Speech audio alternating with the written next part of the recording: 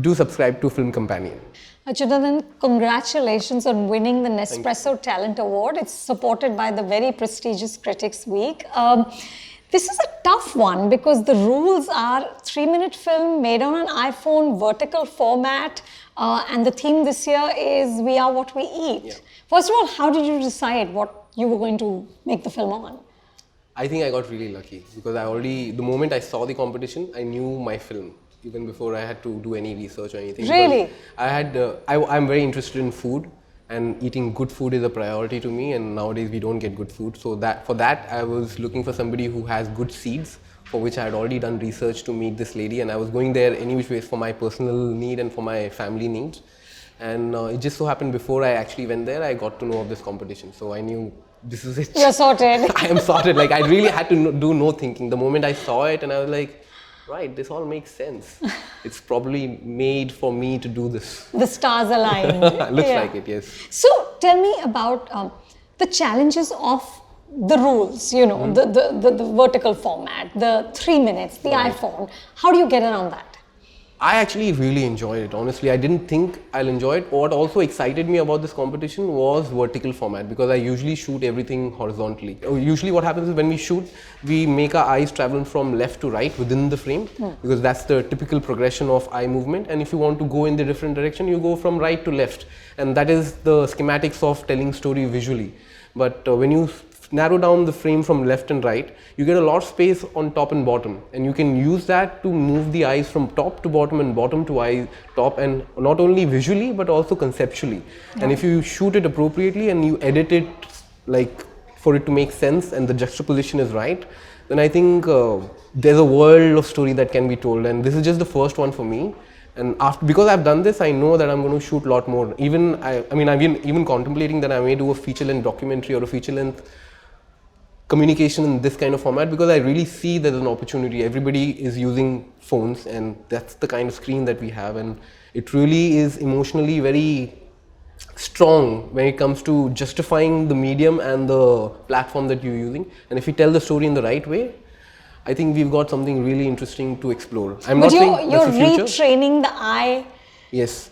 In a sense, in 3 minutes. Yes. Right. Yes. I mean, that must have been hard. Yes, it was hard, of course. That's one of the most toughest part of it, but I knew that that's the benchmark, and I really don't have an option even to go a second more. So I had no argument. All that I had to do was make sure that the communication that I'm looking for, I somehow accommodate within that, which luckily for us, I think may have happened. So this competition has allowed you, enabled you to come to Cannes. You know, you're going to win some money, which is always exciting. Yes. You know, and it's given you this experience of this great festival. So what has it been like for you, and what would you like to kind of use this opportunity for? Well, first of all, it's my first time ever at Cannes Film Festival. Last time I was here, but at the Cannes Lion Festival. Right. So that's a completely different experience. For a film That's lover. about advertising. Yeah, that's about advertising. And for a film lover, this is like, you could say, Mecca.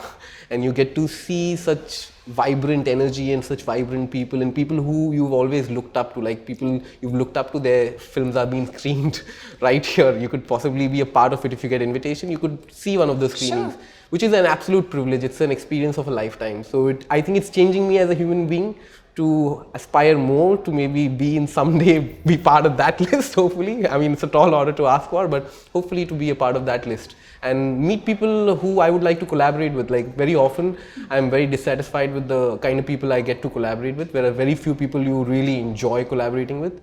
My biggest take home from here would be if I could meet people I could possibly collaborate with in future, I'd be the most happiest person.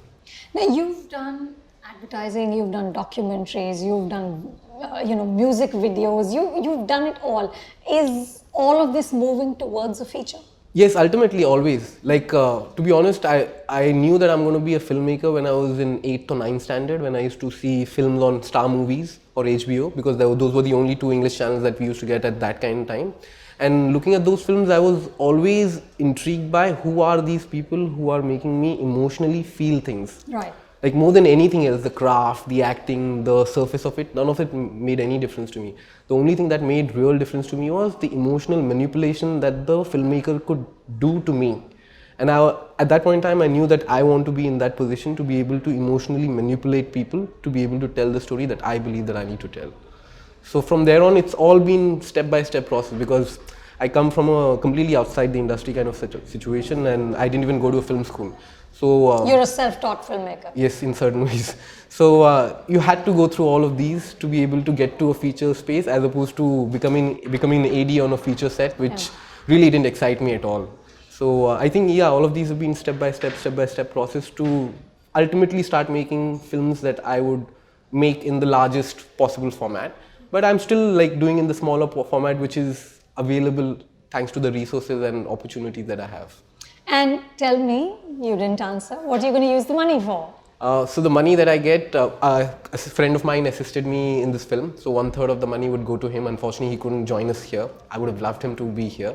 1/3 would go to him, 1/3 would go to Rahibai, who's the principal character in the film, and 1/3 would go in my lenses. Excellent investment. Yes.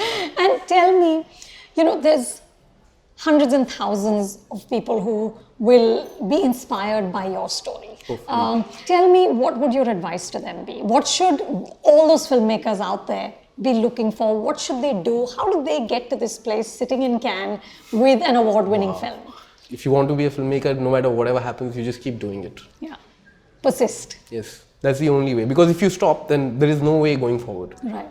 And I've seen, in the last 10 years that I've been working, I've seen people who've come in with a lot of passion, and after a year or two, it's completely burnt out, and they've gone into furniture business or construction business and left it. And I've seen people who've come with that energy and have stuck around and have had a lot of struggle, but after a certain number of years, for everybody it's different number of years, for everybody it may be different number of days or months, but it ultimately gets to a track where they need to be if you be at it. Be at it. Yeah. That's sound advice. I think so. Thank you and enjoy Cannes. Thank you very much. Hi, my name is Achyutanand Dwivedi. My film Seed Mother, which is part of the Nespresso talent competition for this year, would be on Film Companion from 20th midnight. Please do take a time for watch it. It's only 3 minutes long.